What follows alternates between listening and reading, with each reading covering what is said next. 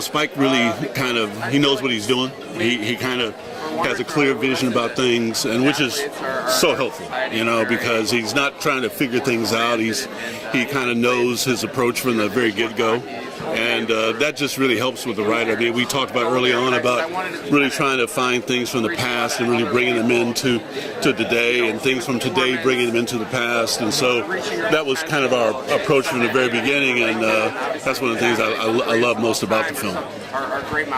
We're in a testy times now, day and age, where there's so much. It's good in a sense where we have so much of this stuff being talked about that used to wasn't. When you put a film like this together, what sort of message are you hoping to achieve, or have people kind of take into perspective? Sure. Well, I think one of the things we hope for is just that people understand that hate is a thing we'll constantly probably have to be dealing with.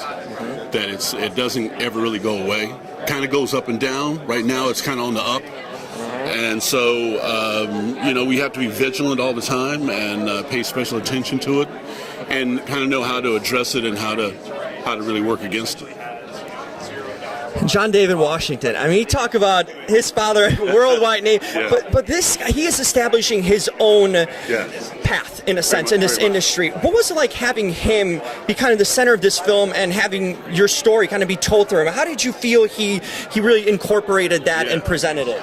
Well, John David's great. He's going to go on to have a big career, and Spike is really good at kind of casting, and he's really made a lot of stars, really, and he was really perfect for John David. I mean, he didn't even make John David audition.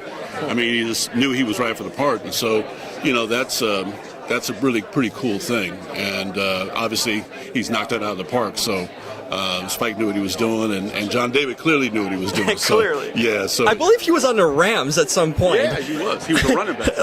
He was on the practice squad. I think might have played in a few games. Yeah. Luckily, he didn't stay with the Rams because now we wouldn't have this movie. That's right. Anything else up next for you?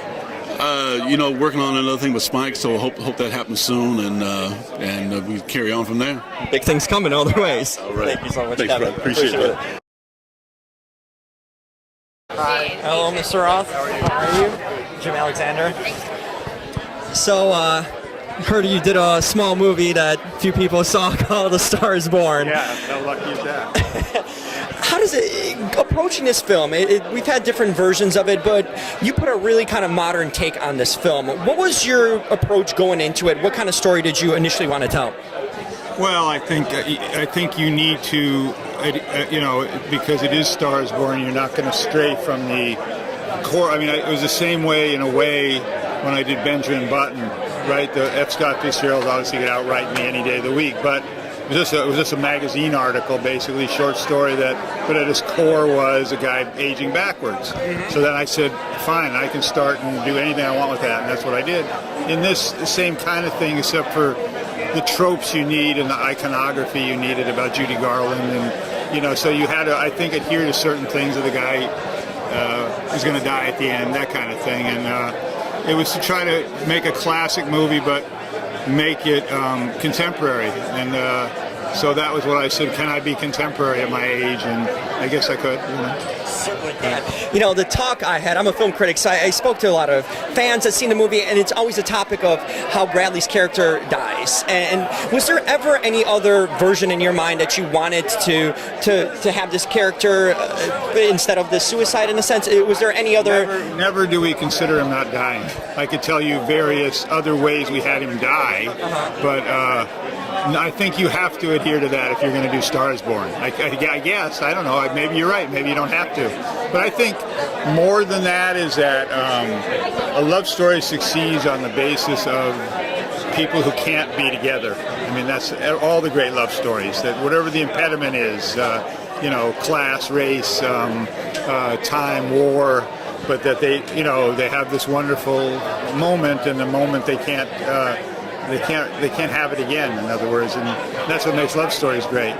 It kind of reminded me of a movie called Me Before You, where it's Sam Claflin and Amelia Clark, where she takes care of a man who's disabled and who's on a wheelchair, and eventually it reminded me of the parallel of it, because he ends up dying. His wish is to die so that she could find herself in a way, and he felt like he was in a way of her. We call that Romeo and Juliet. Yeah, and in a lot of ways that sort of thing happens in this movie.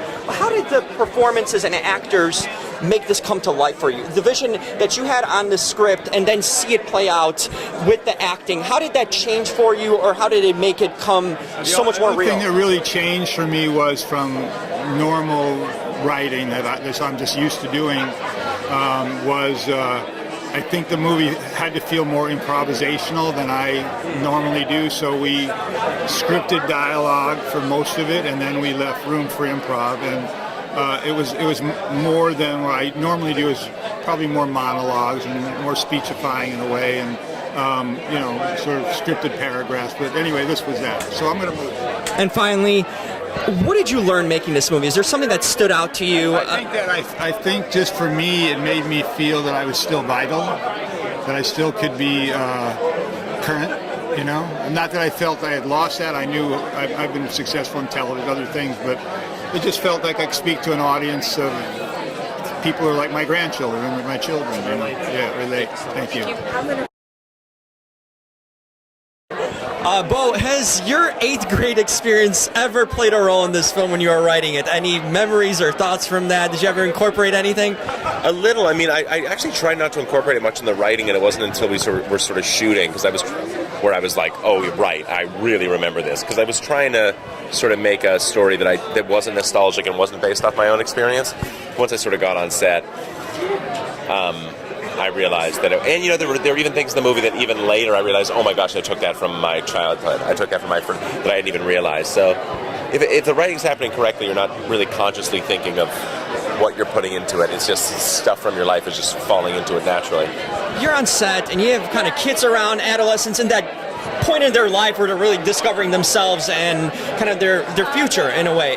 How did that give you a perspective? First writing the movie, but then being on set around the kids, did that change anything for you and give you some sort of perspective or what? A little bit just everything, collaborating with the kids was, they brought the truth of the story to the story.